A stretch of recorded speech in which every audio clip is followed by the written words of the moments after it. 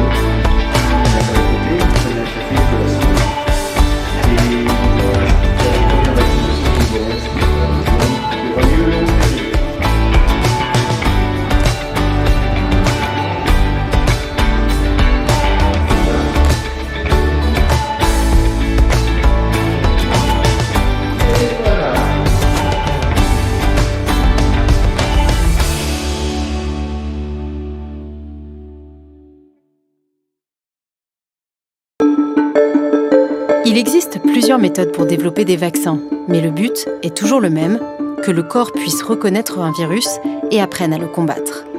La méthode traditionnelle de développement d'un vaccin, celle de Louis Pasteur, consiste à injecter, en entier ou en partie, une forme atténuée ou inactivée du virus. Le virus est d'abord cultivé au sein de cellules animales comme des œufs de poule, puis désactivé dans un traitement chimique et purifié. Une fois injecté, les cellules identifient alors le pathogène et produisent des anticorps capables de le neutraliser. Le corps gardera en mémoire la manière de le combattre en cas de future infection. C'est la méthode choisie entre autres par le laboratoire chinois Sinovac Biotech. Ce type de vaccin entraîne souvent une forte et longue réponse immunitaire parce que le virus est encore vivant. Il est cependant moins bien toléré, surtout par les personnes qui ont un système immunitaire affaibli, comme les personnes âgées ou les personnes souffrant d'une maladie auto-immune. C'est pour cela que les scientifiques ont développé une autre méthode de vaccination, les vaccins sous-unitaires, qui cette fois-ci sont mieux tolérés, mais souvent moins immunisants.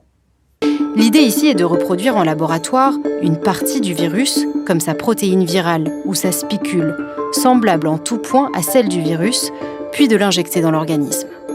Le corps reconnaîtra la vraie spicule du virus en cas d'infection. Considéré comme plus sûr, ce type de vaccin est déjà utilisé contre l'hépatite B ou contre le papillomavirus.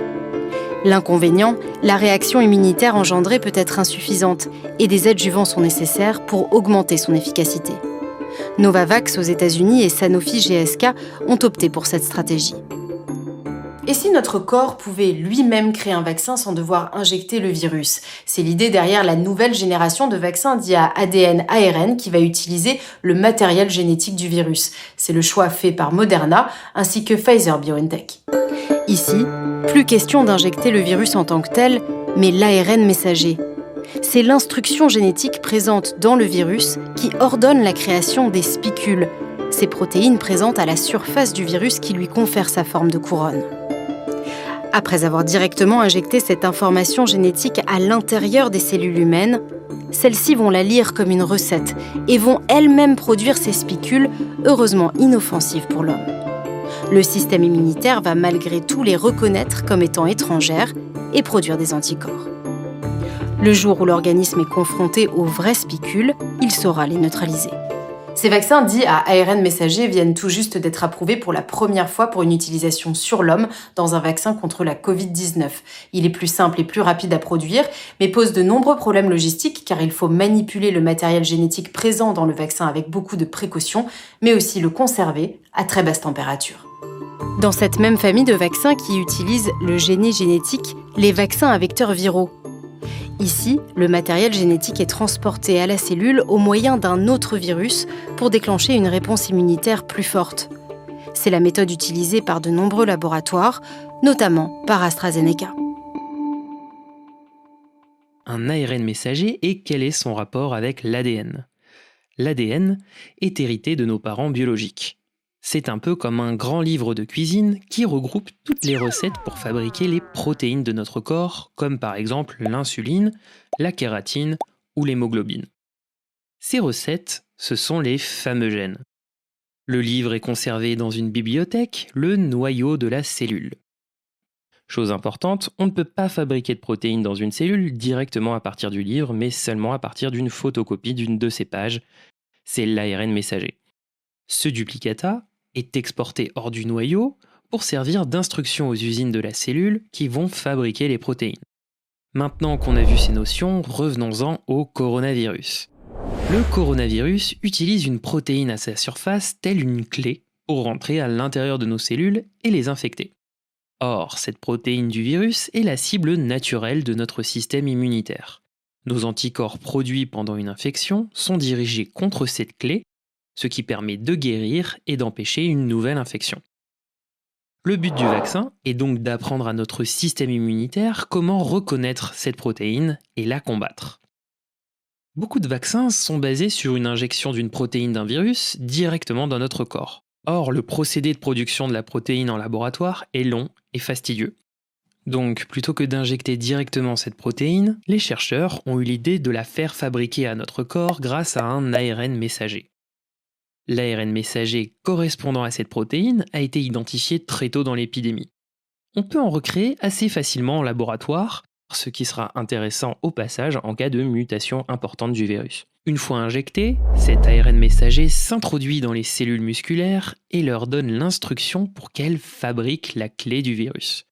Pour rappel, l'ARN messager ne peut pas s'introduire dans le noyau ni être en contact avec notre ADN. Le corps humain n'a pas la capacité de transformer une photocopie en page originale pour la recoller dans le grand livre de la bibliothèque. L'ARN messager est un élément fragile et instable, il va être rapidement dégradé. En y regardant de plus près, la technique des ARN messagers n'est pas si récente que ça. La recherche fondamentale a commencé dans les années 90 chez la souris. Plusieurs vaccins expérimentaux se basent sur cette technique, comme pour la rage ou la grippe, mais c'est la première fois que ce procédé est aussi abouti et déployé à si grande échelle. Mais développer un vaccin prend habituellement environ 10 ans. Alors, comment expliquer que ces vaccins sortent aussi rapidement ? Eh bien, face à la crise sanitaire, le processus a été fortement accéléré, mais sans rogner sur la rigueur scientifique. Différents éléments ont permis de gagner beaucoup de temps. Les chercheurs ont pu bénéficier des recherches précliniques, notamment sur des vaccins issus des autres épidémies de la famille des coronavirus de 2001 et 2012 qui ont touché l'Asie du Sud-Est et le Moyen-Orient. Cette fois-ci, les scientifiques ont bénéficié de budgets colossaux. Ils ont également eu très tôt dans l'épidémie accès à la séquence ARN du virus qui a été identifiée et partagée partout dans le monde. Ceci a permis de déterminer précisément comment fabriquer au travers d'un ARN messager la clé du virus.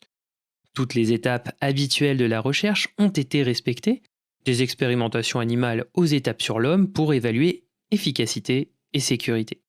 Mais plutôt que de faire toutes ces étapes les unes après les autres, elles se sont chevauchées dans le temps et ont pu bénéficier de procédures administratives optimisées, permettant ainsi d'évaluer en continu les données des laboratoires.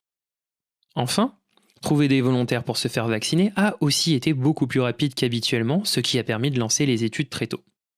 Mais alors, qu'en est-il de l'efficacité ? Eh bien, la première grande étude pour un vaccin à ARN contre le Covid-19 a porté sur plusieurs dizaines de milliers de participants et a été publiée dans le New England Journal of Medicine. Cette étude est randomisée, c'est-à-dire que les volontaires sont tirés au sort pour recevoir soit le vaccin, soit le placebo. En double aveugle, cela veut dire que ni le patient ni la personne qui injecte ne sait si la seringue contient le vaccin ou le placebo. Cela permet justement de s'affranchir du fameux effet placebo. C'est la méthodologie la plus robuste pour prouver un effet en médecine. Alors, 36 621 personnes ont reçu à 21 jours d'écart soit 2 doses du vaccin, soit 2 doses du placebo. Après 2 mois de suivi des personnes ayant bien reçu les 2 doses, il y a eu 162 cas déclarés de Covid côté placebo contre 8 cas côté vaccin. Ce qui correspond à une réduction du risque de 95% de faire une infection. Sur les 8 cas déclarés de Covid côté vaccin, un seul sujet a développé une forme grave contre 9 graves côté placebo. Le vaccin permet donc également de réduire le risque de développer une forme sévère de la maladie. Des effets secondaires bénins et classiques en cas de vaccination sont survenus, douleur au point d'injection, fatigue, mal de tête et fièvre rentrant dans l'ordre en 2 à 3 jours. On note toutefois un peu plus de ces effets secondaires bénins chez les moins de 55 ans. Habituellement, Les effets secondaires des vaccins surviennent dans les premiers jours et au maximum dans les 6 semaines suivant une vaccination. Mais avec ces nouveaux vaccins à ARN, certaines questions demeurent. Premièrement, en passant à un public vacciné beaucoup plus large, on ne sait pas si des effets indésirables très rares, de l'ordre de 1 sur 100 000, pourraient être mis en évidence pendant la campagne de vaccination. C'est pourquoi, comme pour tout vaccin ou médicament, la surveillance des effets secondaires va se poursuivre après la commercialisation. C'est comme ça qu'après plusieurs millions de doses déjà injectées, on a pu mettre en évidence quelques cas de réactions allergiques, principalement chez des personnes déjà connues pour ce type d'événement. Deuxièmement, l'étude n'apporte pas d'informations sur les enfants et pas d'informations suffisantes sur les immunodéprimés ou les femmes enceintes. Il faudra attendre pour avoir des données complémentaires. Troisièmement, on ne connaît pas pour l'instant la durée de l'immunité que confèrent ces vaccins. Enfin, bien que le vaccin réduise le risque de formes graves, on ne sait pas non plus pour l'instant s'il contribue à protéger des infections asymptomatiques. On ne sait pas non plus s'il diminue le risque de transmission du virus entre une personne vaccinée et une personne non vaccinée. On sait seulement pour l'instant que le vaccin protège contre le développement de formes symptomatiques de la maladie. Alors, faut-il se faire vacciner pour autant ? Se vacciner contre le coronavirus, c'est à la fois un choix individuel et un choix collectif. Individuel car il dépend pour chaque personne de la balance bénéfice-risque, c'est-à-dire le poids des avantages attendus contre ceux de possibles effets secondaires. La mortalité par Covid est fortement liée à l'âge, elle est multipliée par 2 tous les 8 ans. Ainsi, en cas d'infection, les personnes âgées de 50 à 64 ans ont 30 fois plus de risques de mourir du Covid comparé aux 18-29 ans. Mais l'intérêt de la vaccination ne concerne pas que les personnes âgées ou les personnes fragiles. On parle encore trop peu du syndrome post-Covid qui touche aussi des personnes jeunes. Douleurs articulaires, difficultés respiratoires, maux de tête, perte du goût ou de l'odorat persistent parfois pendant plusieurs mois et ce pour une durée encore indéterminée. Mais se vacciner contre le coronavirus, c'est aussi un choix collectif. Car ce qu'on sait, c'est que ce virus tue. On sait qu'il est mortel, particulièrement pour nos aînés et les personnes fragiles. On sait qu'il est destructeur pour la vie sociale, la vie culturelle et l'économie. Ces vaccins, s'ils tiennent leurs promesses, offrent pour la première fois une opportunité d'entrevoir à nouveau des fêtes de famille et des rendez-vous au restaurant du coin comme avant. Chacun peut faire son choix au vu des informations disponibles. Et vous, quel sera le vôtre ? Et voilà, c'est la fin de cet épisode sur les vaccins Covid. Un immense merci à celles et ceux qui m'ont aidé dans l'élaboration de cette vidéo. Pour les relectures, les conseils, les encouragements, etc. Merci beaucoup. Si vous aimez cette vidéo, n'hésitez pas à vous abonner et à la partager sur les réseaux sociaux. À très bientôt pour de nouvelles aventures.